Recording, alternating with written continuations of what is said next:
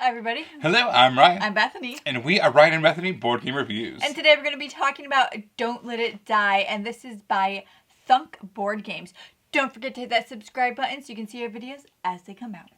Alright, so this game is a full cooperative game. We are all cavemen in this game. Well, there's not really any caves. And women. Prehistoric human people. Humanoid, whatever, Neanderthals. Sure. In this game, what is happening is we are, we're just cold all the time. We're just so cold. But then one day there's a storm and lightning strikes a tree. Bzzz. And what does it do? So what lightning sounds like. Palpatine lightning. Okay. What does it do? What does lightning do to the tree? That one right there. It turns into pixelation. It pixelates it. It pixelates it. No, what it does is it starts on fire. And oh my gosh, this fire is awesome. It's warm. It cooks our food for us. We want to keep this fire going for as long as we can. Don't let it die. Get it? Don't let it die. The fire is it. So in this game, that's exactly what we're trying to do. We're trying to keep the fire going as long as possible. We are shoveling more and more wood onto this fire as the time goes on. But ultimately, the goal is to figure out how to start this fire. Not just have to use this one fire for the rest of the time. Yeah. Let's show you what it looks like. So here is a character set up for Don't Let It Die. You pick out a character. There's a whole bunch of them in the game. You shuffle out 4 of them. This game is set up for 4 different players. So whether you have 1 player, 2 players, or 4 players, or whatever it is, you have 4 characters going on at a time, and you divide them out as evenly as you can. They're all going to have health and stamina stats that you're going to put up on this track over here. Those white discs indicate what your max is, and then, as you lose health, it goes down or whatever, and then you can bring it back up later on in the game. They'll have special abilities over here as well. Some start with things as well, like this starts with a sharp stick. So everyone has a weapon slot and a tool slot. In this case, he starts with a weapon. The bottom track there is your stamina, and on that track, basically those are your action points. We have this nice little chart here, tells you what you can do for free, what costs 1, 2, or 3 different staminas. And you're going to spend those over the course of each round, and you're going to get replenished back to your full stamina at the end of each round. So like I mentioned earlier, what we're trying to do is we're trying to keep this fire alive. So we've got this fire tile here, and you have to keep on putting wood tokens on there. And wood is going to be removed during each morning phase. So during, let's say the 4th day, we have to take off 2 of those wood tiles. So during this part of the game, we are just trying to keep the fire going. We don't actually know how to start a fire. That's ultimately our end goal, is to figure out how to start fire so we can keep, make fire whenever we want. And so what we've got here is kind of a tech tree. And there's all these different things that we're trying to explore. You follow the arrows as far as what you're trying to do. And what the end goal is, how you win the game, is you figure out how to start fire.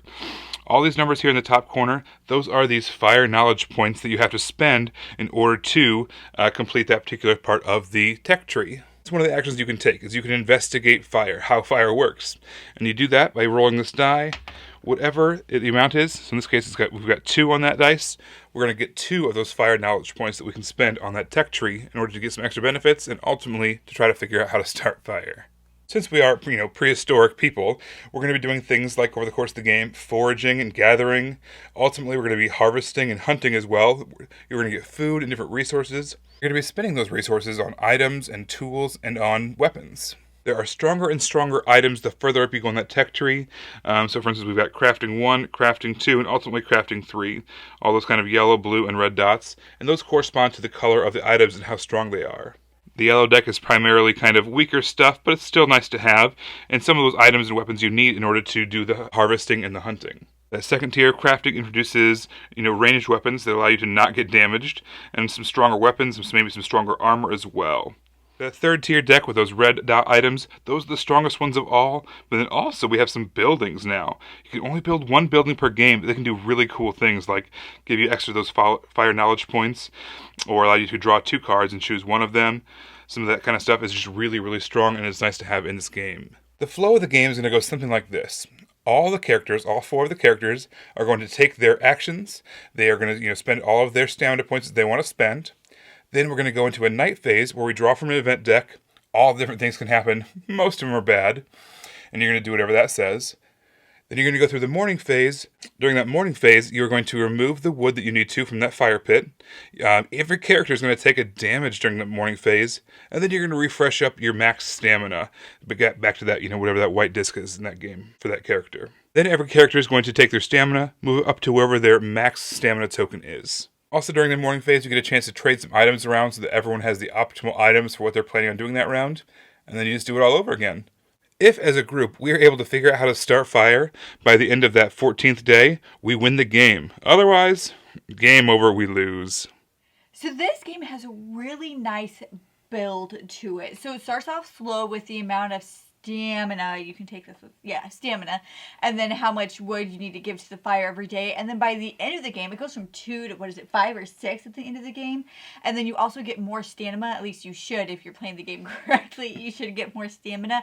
And I just felt like it led up to that well. It didn't have like a slow burn where things just weren't happening. And all of a sudden, and it didn't do the opposite. Well, all of a sudden the game's over and you couldn't do everything you needed to do. It had a really good pace to it as it ramped up. I am a sucker for co-op games, and this one was kind of did some really cool things. It reminded me a little bit of like the Harry Potter deck builder game. You had the 4 characters on the table, and then you had all those different stats that you have. You have your stamina and your health, and you're trying to keep those both above the stun line or the unconscious line or whatever, and then you had to kind of bring someone back if they ever got stunned. It's a tough co-op game, and we love tough co-op games. Yes. Well, I love them. I like them. I like them. You love them. I love them. I also like that this game has like a lot of game in it. So in this tiny little itty bitty box, I felt like you got a lot of stuff in it. So I mean, it's not that it took up a fair amount of table space, but I just always like it when you see a little box like this, and then you play it, and there's still like a ton of game in it. And on top of that, there's a lot to explore as far as there's a lot of different difficulty levels in here. So there's 4 different versions of that kind of that tech tree, that knowledge tree, and then there's 2 different versions of the morning card and how much wood is required each round. There's a normal and a hard for that. So there's lots of different ways to ramp up your difficulty or to scale it back too if you're finding that you're losing disproportionately. And then on top of that, at the end of the rule book, there's all these different scenarios and all these different I don't know what to call them, challenges. And so there's all kind of pre-set up, different parameters you can use and new special rules that get added. There's just so much to explore here. So when you take certain actions, nothing could potentially happen. So if you gather, you could gather nothing. But there is this small expansion called day events. Yeah. And I really like that because it makes it to where regardless of what you do, something happens. So if you get one of those cards where you didn't gather anything, you flip one of these day events so something happens. And I just really like that regardless of how you use your stamina, something will happen. This game was, shockingly fun. I was excited. It was, sometimes you're like, what's this game about? And after playing it, it was like, this is a game that is staying on the shelf. This is a game that I can play solo. This is a game that we can play with our family. It's a cooperative game that it just works really well. It flows together really well. It's got that cute 8-bit art to it as well. I was shocked at how much I liked it. I think this game would really appeal to people who like Robinson Crusoe, or basically just like a survival game. I think that it would really appeal to that audience because it is challenging and you are trying to survive the next day, and there's competing what are they? They're not called, they're like villages, competing groups of people, tribes and stuff that you can trade with, and things happen with them, and then you're just trying to get things done and collect food and survive the next day. And I just really, it's a survival game. It's this little survival game in this little box, and I just think it would appeal greatly to people who like that. If you get a chance, check out Don't Let It Die. Alright, so as always, be sure to subscribe so you don't miss out on any of our videos. You can find us on Facebook. We are Ryan and Bethany Board Game Reviews. On Twitter, we are Ryan and Bethany 1. On Instagram, we are Ryan and Bethany. And as always, you can find our blog on BoardGameGeek.com. It's called Pounds and Inches, where we talk a little bit about our health journey. So stick tuned to the end for our Pounds and Inches segment to hear more about that. But until then, we'll see you next time. Bye. Bye, everybody.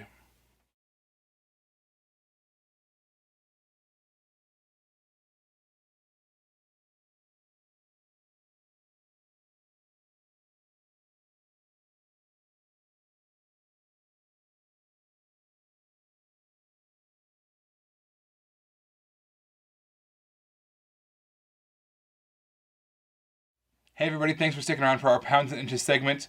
Alright, so in this game, Don't Let It Die, it starts off easy, but as it goes on, it gets more and more challenging. You kind of start to lose hope a little bit of whether or not you'll be able to win the game. And that feels like kind of what's happening to us right now. We're starting to lose hope as this goes on, as this year goes on. A lot of really, uphill battles that we're facing from all angles.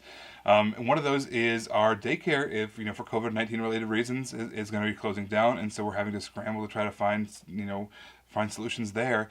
And on top of that, they just announced our school schedule for our school district here. And it's just really inconvenient for our life and our work and for everything. And I know none of that matters compared to keeping people safe with the pandemic. Yeah, we're not blaming anybody. We get it. It's just frustrating. It's just that we are between a rock and a hard place. Everything is frustrating. There's a fly in our video. Yeah, there's a fly running around here. I'll have to murder that when I get out of here. We're going to let it die. We are going to let it die. So we are trying to keep our spirits up, trying to just have, keep our family unit strong, keep our family unit having fun and loving each other and just being tighter than ever, because there's not much else we don't have good control. going on. We don't have control over all those things, but we do have control over our unit of 4 and trying to keep us connected to each other. Yeah. So, they just try to focus on the fire in this game. We're just trying to focus on what we have control over. All right, everybody. If that rings true for you too, let us know in the comment section. We'd love to hear from you guys, see how you guys are holding up. Hope you guys are all doing well and being safe and happy out there. We'll see you next time. Bye. Bye.